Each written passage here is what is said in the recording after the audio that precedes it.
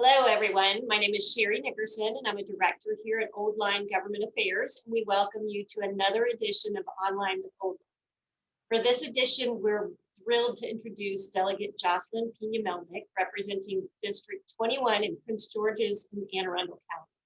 Welcome, Delegate Pena-Melnyk, and thank you for taking the time to be with me. Thank you for having me. It's really an honor. I look forward to it. So I'm going to give a little bit of background, but as I said before, this is not going to do you justice. So feel free to fill in the blanks as we go along. Delegate Pena-Melnyk immigrated to the U.S. from the Dominican Republic with her single mom and sister. She became an equal opportunity program scholar, which allowed her to become the first in her family to attend college. During the summers while in law school, she worked in Alabama to represent prisoners on death row and Ohio farm country, fighting for basic living conditions such as safe work environment and fair wages for immigrant workers. After graduating from law school, she held positions in which she represented abused and neglected children and provided criminal defense for the poor.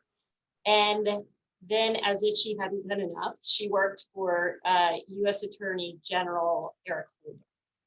So in 2006, she won a long shot grassroots campaign for the Maryland General Assembly, and she's served in the House ever since then.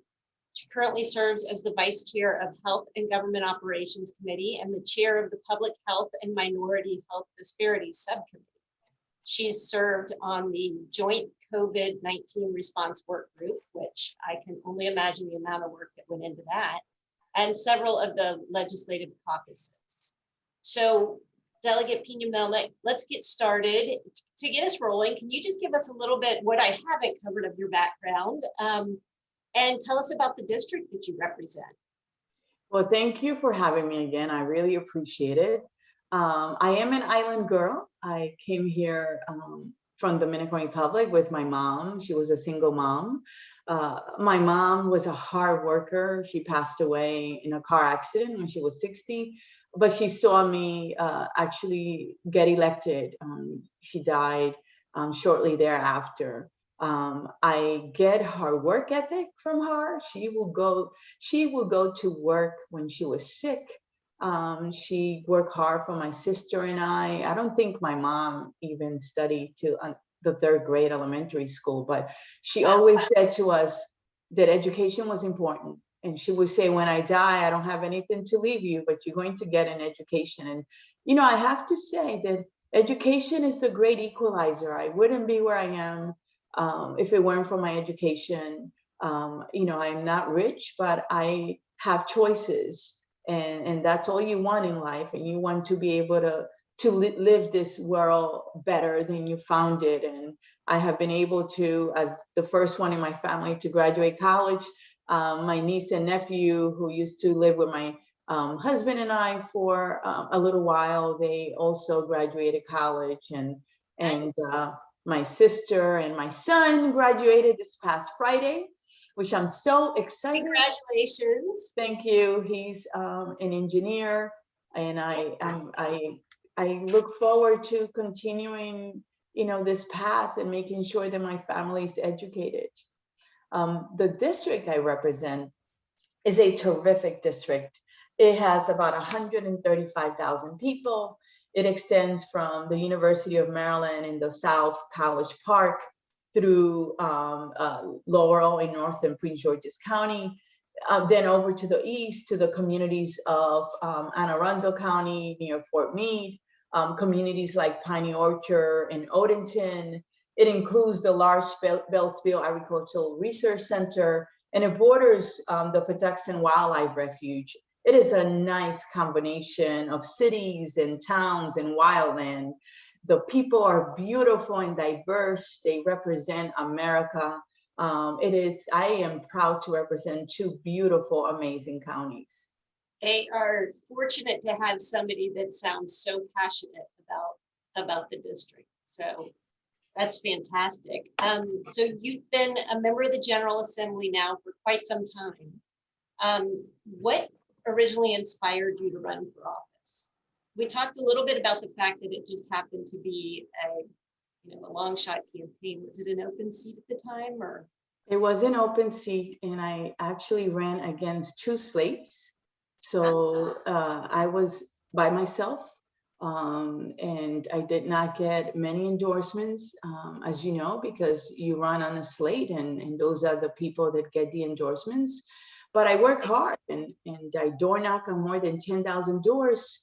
I had the blessing and help of people in the community that respected and were very supportive, which I do not take for granted. And most importantly, my biggest cheerleader, my husband, and my 3 children. I have 3 kids, a boy who's the oldest and 2 twin girls. And the girls are actually, they're going to graduate next year, God willing, from college. I have been paying 3 tuitions for the last 4 years, because my kids are only 19 months apart, but next year I'm a free woman. Oh, I haven't quite reached that stage yet. Mine are 11 and 13, but I dread that. But Yeah. It's so important. It is important. How has I'm sure you had some expectations prior to being elected. How have those expectations been confirmed, or how has your experience in Annapolis been any different than you expected? I ran after I worked at the U.S. Attorney's Office with Eric Holder. When I had my first child, my husband and we decided that, one of us wanted to stay home. I wanted to stay home with him.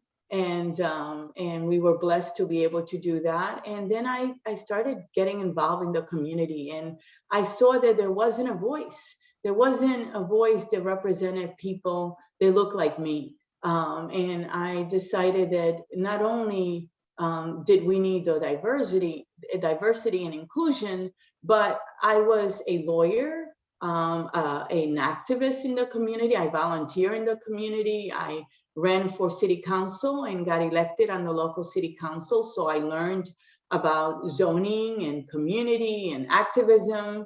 And when this opportunity came up to run for the General Assembly, I said, in a very humble way, I feel like I can add to the conversation as a woman, as a mom, as a woman of color. So, I did not know honestly what to expect.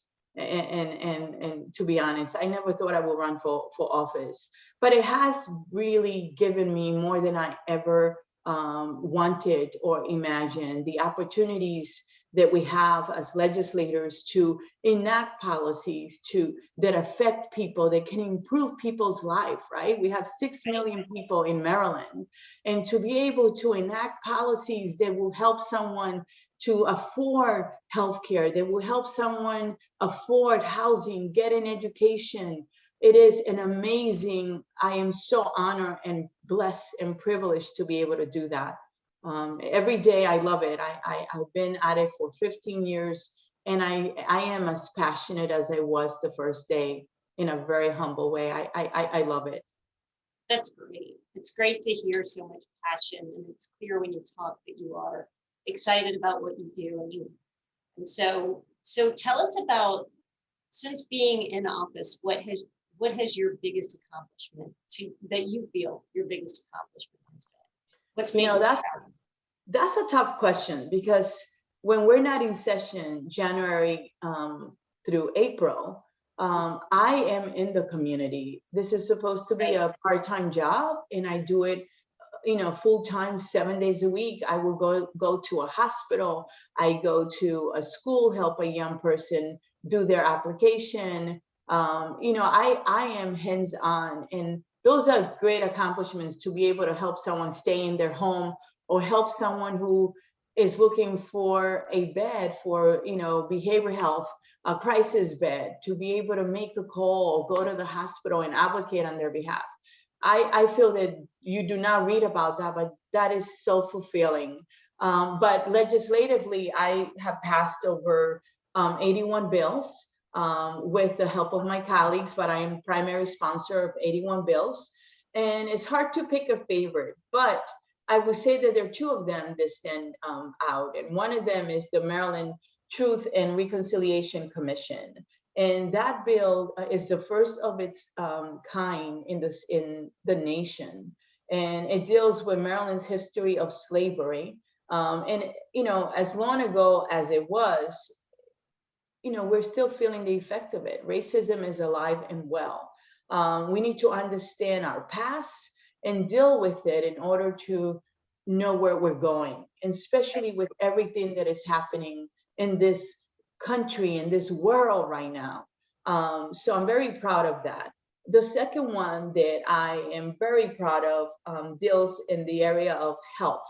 And I introduced a bill that brought $1.2 billion in federal and state funding to stabilize the individual insurance market. So this keeps insurance affordable for people in Maryland that are not able to purchase insurance through their employer, small businesses, individuals. And that to me is very important. The needs of my community, the needs of the people in Maryland, to make sure that they can afford their health care. And that I would say those are two bills that I'm very proud of.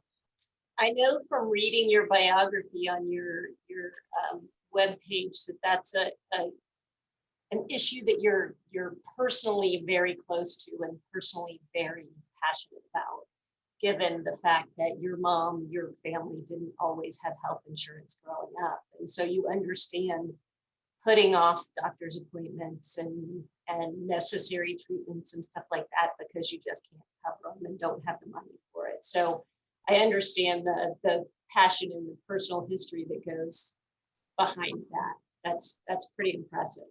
Thank you. So we've talked about what you're proud of doing in the past. What do you have left to do? What do you want to, what's your next step? This session with the speaker, she is amazing. Under her leadership, we did honestly just amazing work with police reform, with health, education, the Relief Act to help people with this economy, also with the Black agenda dealing with racism. I introduced a bill that declares racism as a public health crisis in the state of Maryland. I also introduced a bill that would require implicit bias training for all healthcare providers in our state. Another one that will actually, for telehealth and extend telehealth in our state of Maryland.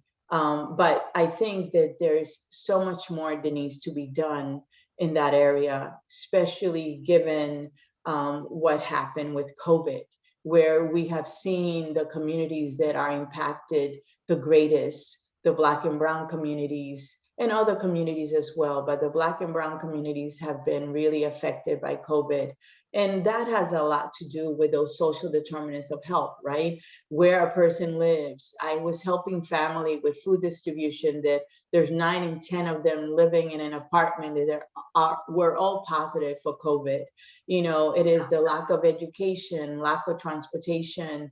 It is not making enough to live. So we must continue to work on those policies to make sure that all Marylanders in Maryland, all 6 million people in Maryland, have health care. They can have a home to live. They can make a decent living. They can educate themselves and their children. I will fight hard and continue to make sure that we stay healthy and that we have opportunities. Because I know personally that I would not be where I am if it weren't for the opportunities I was given in this country, which I'm very grateful. Absolutely. It sounds like you have your work cut out for you. Absolutely. Yeah, it also sounds like you've got a clear path, planned ahead of you. So that's great. And I'm sure you have the work ethic to pull it off as well. Thank you. So, from your mouth to God's ears. What's that? From your mouth to God's ears. Absolutely. So to wrap things up, can you tell us one unique thing or fun fact about you that you would like people to know?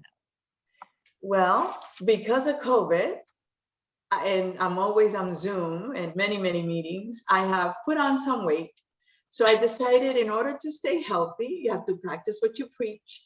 I and biking and walking. So if you want a meeting with me, when you contact my office, my staff knows that there's one place where I take them, and that is at the bike path on Depot Street, and I meet people there and we go for a walk. It is a 5-mile round trip walk, and I'm doing that at least 3 times a week. I'm taking my meetings on the bike path.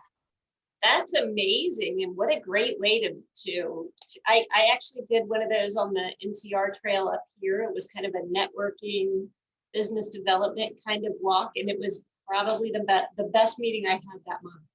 It was fantastic. That's great. I can imagine, as hard as you work, it's hard to find time to work out as well, with kids and a husband. You got a lot going on in your life. So it is, but this is a good way to get my exercise and hold my meetings. So far everyone has said yes, and I say bring your sneakers and comfortable clothes. That's fantastic. I love to hear it. So thank you, Delegate Pena-Melnyk, for taking the time to be with us today. We really appreciate it. And we look forward to having more opportunities to speak with you and to work with you in the future. Thanks so much for being here. Thank you for the work you do, and thank you for the honor and the privilege. Have a blessed day. You too. For Thank more you. conversations with legislators and more online with Old Line, please visit oldlinelobbying.com. Thank you.